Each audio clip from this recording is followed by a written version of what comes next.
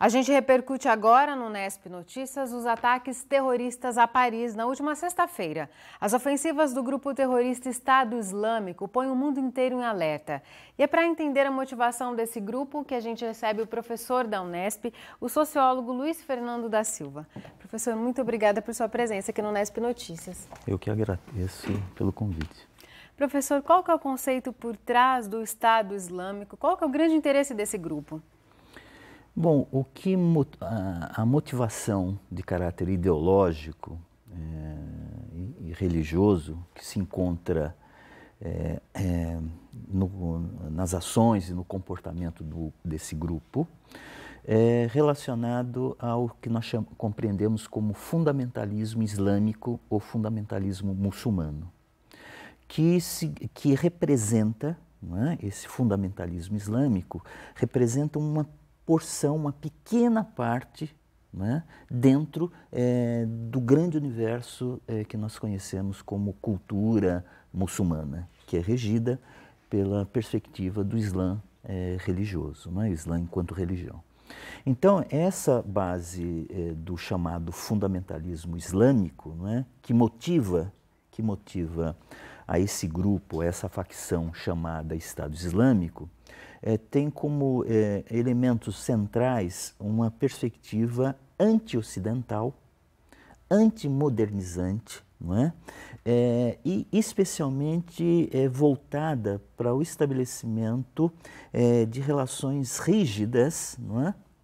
Em torno de preceitos religiosos, não é?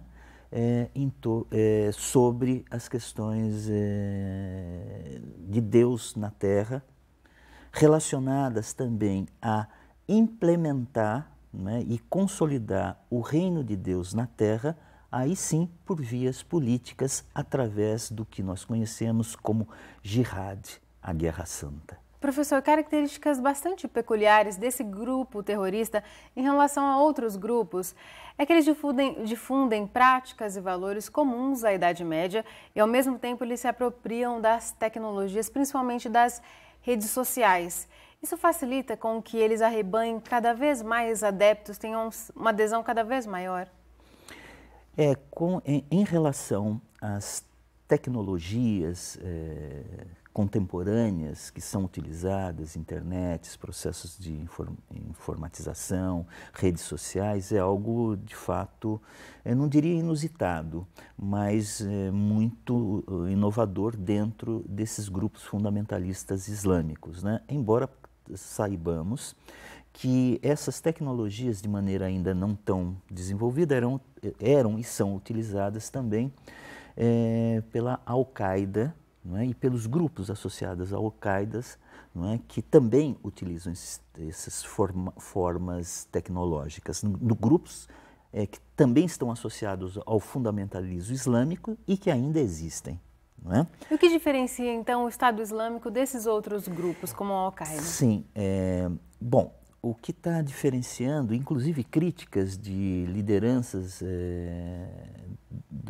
desses grupos filiados ao Al-Qaeda, é a relação extremamente violenta que é utilizada pelo grupo Estado Islâmico, né? Quer dizer, são menções críticas que são feitas, especialmente no sentido de ataques a pessoas inocentes. Evidentemente que nós poderíamos parar e pensarmos aí um pouco que se não foi isso que os grupos ligados à Al-Qaeda fizeram em 11 de setembro. Também. Né? Então é uma coisa que não se diferencia. Agora eu queria só salientar um aspecto que é muito importante. O fundamentalismo islâmico, ele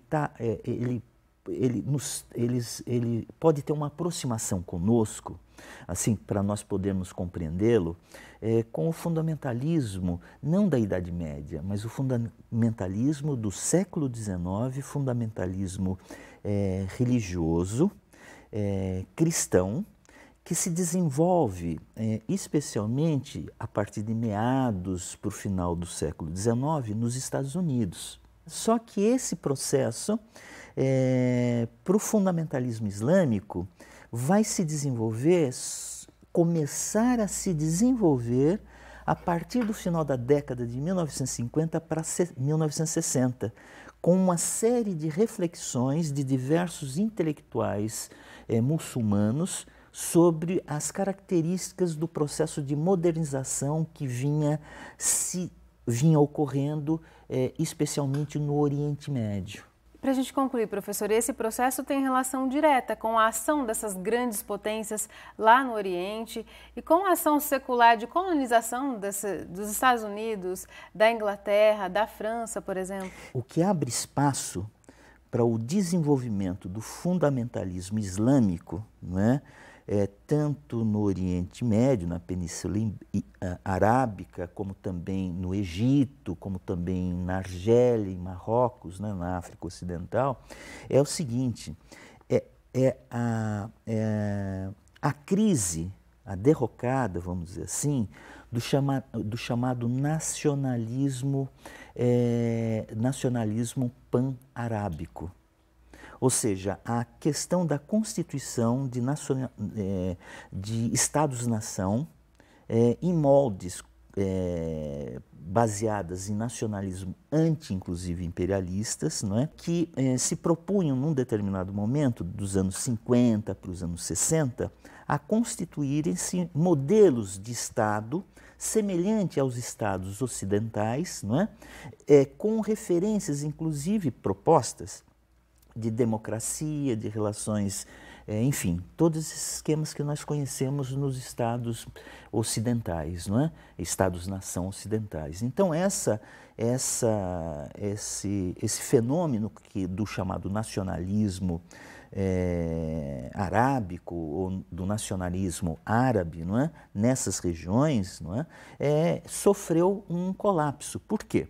Porque ele não conseguiu, de fato, integrar as populações dessas diversas regiões no sentido de participação e também no sentido de divisão de bens sociais. Então isso abre um fosso aí entre poder político e massas muçulmanas. E é nesse meio que se desenvolve toda uma perspectiva que vai no sentido de rejeitar, e aí o fundamentalismo muçulmano ou islâmico, que vai no sentido de rejeitar a perspectiva ocidental e voltar para a base religiosa muçulmana de uma forma rígida e com caráter anti-ocidental, enfim, e por aí vai, né? Tá certo, professor. Muito obrigada por nos ajudar a entender esse cenário bastante complexo. Tá certo. Obrigado novamente pelo convite que me foi feito. Né? O Unesp Notícias fica por aqui. A gente volta a se encontrar amanhã às 6h30 da noite, ao vivo. Tchau!